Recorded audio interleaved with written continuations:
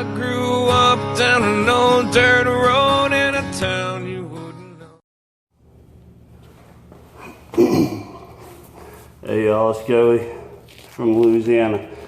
I'm gonna do this video at the cost of my own expense on a tip strength test.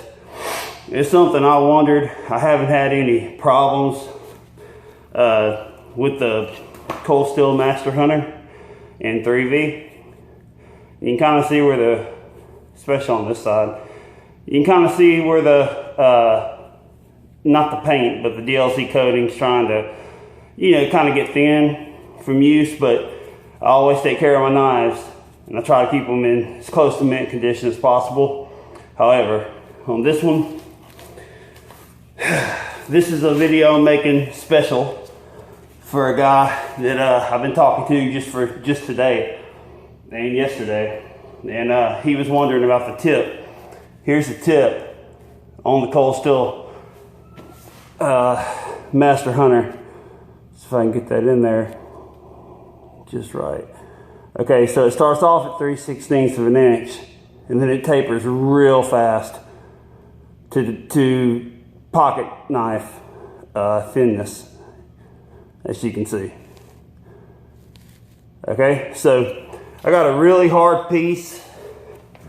This right here, just to show you, is cedar, and this is right at the base of this, almost right at the base of the cedar tree. You can see where I cut with a silky saw. I got the limbs off.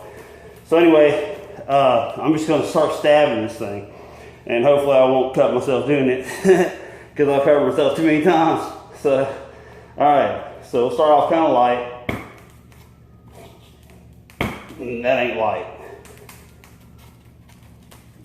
All right, this is hardwood, okay? This is not pine, and it surely ain't aspen.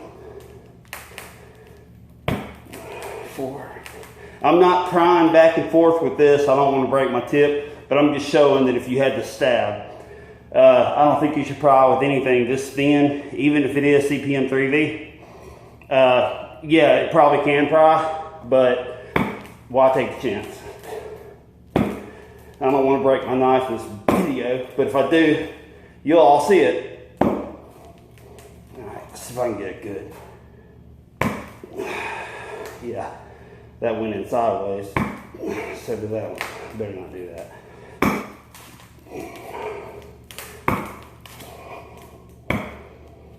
Trying to get as deep as I can on here. I'm giving it all that I got with my forearms the way they are. Yeah, I'm healing up pretty good from surgery. But anyway, let's see.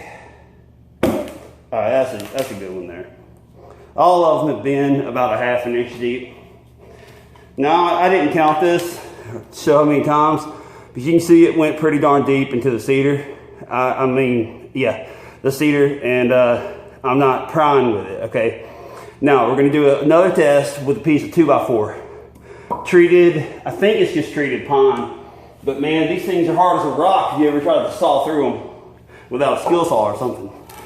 Let me put it this way, they're a pain in the butt with a silky saw, which says a lot because, I mean, my new experiences with silky saw, I'm in love with the darn things for the price. Okay, so, all right, I'm not gonna pry. I'm just gonna stab, and let's see if I can get you to see that better. Okay, and I'm gonna put this piece of cardboard under it just in case, because I really don't want to break my tip. Really not. Now I'm not gonna go with the grain. I'm going against the grain, at least. Okay, so that ought to be a little bit tougher on the knife than going with the grain, because the grain's going this way, like that. Okay.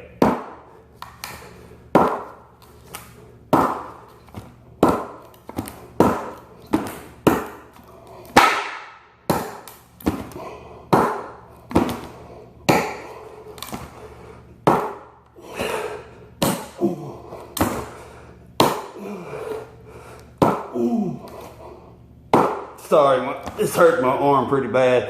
I'm stabbing hard, really hard, okay? Well, I had a little chunk of it on my knife. Okay, let's go down a little bit. I mean, literally, y'all. I'm not faking this. It's wanting to pick up. It's wanting to pick up the whole darn piece. Here's the piece, and there's the thickness. I mean, it's all right. So anyway, let's go ahead and go with it.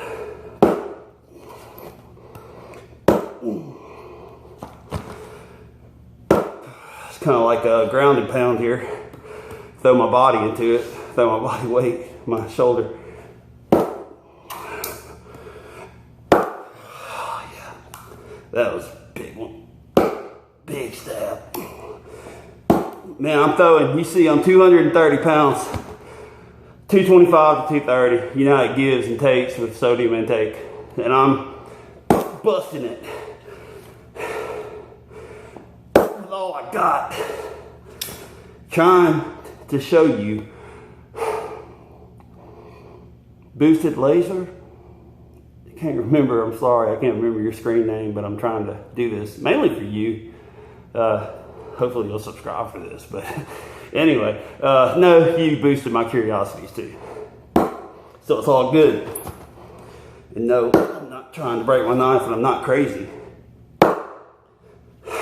Look, I mean,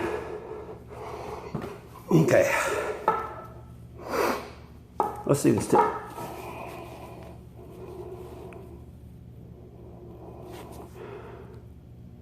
Do I see a bend?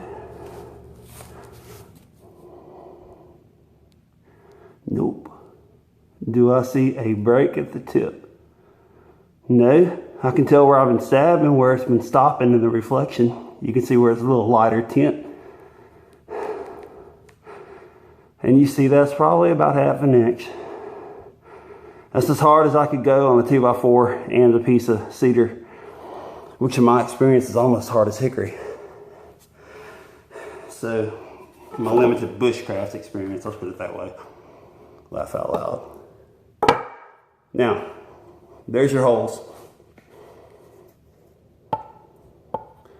to the tip. Now, this is a testimony.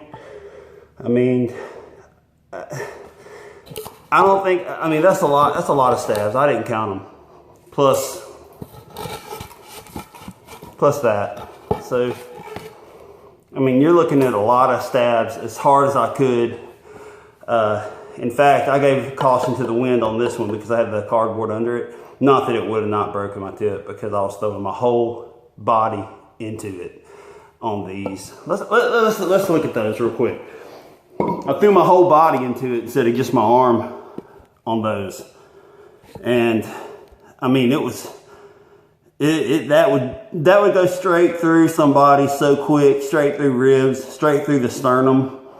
I guarantee you I could go through any bone in the body except maybe the pelvis or the femur, because they're so big compared to the rest of them. And if it didn't go through it, it would slice right through it. On the side, at least a piece of it. So yeah, I don't usually do a lot of destructive video tests, things like that. But it did, it piqued my curiosity, and I can say that cold steel, I'm